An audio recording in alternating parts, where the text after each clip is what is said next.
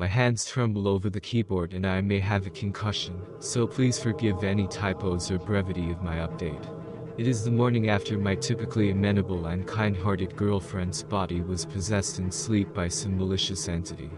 I've been distant this morning, so she knows something is amiss, but obviously still reeling from the experience. I can't tell her yet that she tried to rip out my throat and shit down my neck. You understand? I'm tired. Obviously I didn't sleep last night, but I did stay up most of the night with all of the lights on, feverishly clutching my water bottle in the living room. The demonic beast inside my GF managed to creep its way back into control, sometime soon after I exited the room, and pinned it close with a dining room chair. Given her eye movements and the activation delay, my theory is that the beast is allowed control during REM. But what do I know? It spent most of the evening attempting to coax me back into the bedroom, this time with a pinch more emotional intelligence, calling out to me in what was as close to my GF's normal voice as it could manage. Come to bed, sweetie, why are you sleeping on the couch again? I decide I'm not going to validate this demon with a response. But moments later, the too deep sinister voice is back. If you don't open this door, I will slit the cat's throat. Fuck. I forgot about the cat. He's still in the bedroom, probably cowering in fear, hissing in the corner to no avail. My guess is that the cat is already dead, but what can I do? Let our beloved kitty be eaten alive by someone he trusts. I've seen enough horror movies to know that this is the moment I have to decide to do something dumb and heroic, or die on screen, while everyone yells about how much of an idiot I am for opening the door. I may have a little more sympathy for these characters now. People thrust into impossible situations are forced to make impossible choices. Against my better judgment, I'm going to open the door, get the cat out of the room.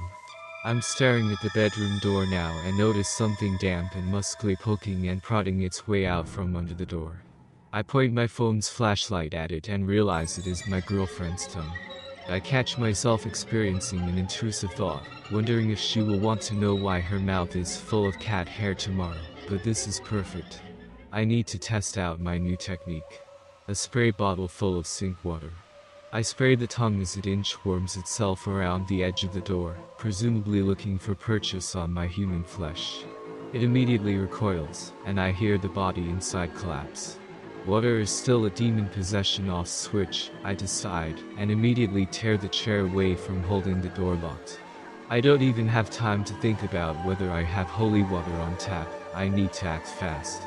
Attempting to open the door now, my so's unconscious body is blocking me from entering. It requires quite a bit of force to slide a ragdoll body behind the door, so I can squeeze through. Trying not to look too closely at her, I realize now that she is sweating a black oily substance, and the bed and floor are totally drenched. I realize the reason it was so difficult to open the door. The demon's sweat is sticky. She may be stuck to the ground. Carefully avoiding stepping in the demon's super glue, I'm now inside the bedroom. To my dismay, I don't see the cat right away. It makes sense, frightened as hell it must have crawled and hid under the bed. Yucks. I've got to persuade it out from under there now, but that will mean I need to get down on my belly and reach under the bed. Realizing the absurdity of my situation, I have one hand pointing a spray bottle at my dead asleep girlfriend, and one hand reaching under the bed to grab my cat. My eyes trained on my GF, I reach blindly under the dark bed. I can feel its soft fur. I wrap my hand around it and attempt to bring it towards me. It wriggles free from my grasp with evidently zero intention of making this easy. It crawls deeper under the bed. Frustrated, I take my eyes off my girlfriend to look where it went. No sign of it. I make a call to put the spray bottle down, and point my phone flashlight under the bed. It's too deep underneath for me to get it from this side.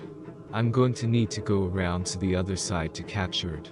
Pulling my head back out from underneath the bed, I realize my fatal error. My girlfriend has woken up. She is standing over me, a dark tower as I lay vulnerable on the ground beside the bed. Her teeth look sharper from this angle in my phone's flashlight. Why didn't I turn on the bedroom light?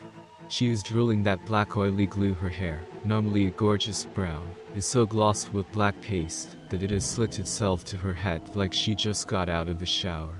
Her eyes are menacing, wide open, bloodshot and yellow. She looks tired. I'm tired too, but it's time to go. The cat heroics can wait. Just as I'm about to scuttle an adrenaline-filled crawl around her legs and out the open door, she grabs both ankles with both of her arms. I remember her typically gentle touch is nowhere to be found in this grip, as her nails dig shallow wounds into my legs.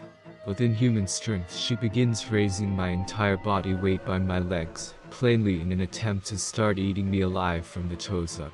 Little does she know, I've never skipped a leg day in my life. I kick my girlfriend square in her teeth with both feet. She drops beyond my head, but I can't feel it. While she is stunned, I manage to get to my feet, carefully avoid the preternatural spiderweb paste, and exit the room. Hands shaking, I adjust the chair to the correct angle just in time to hear agitated knocking on the other side.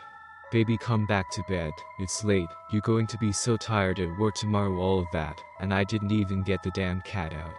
And my spray bottle is still in there. What the hell am I going to do now?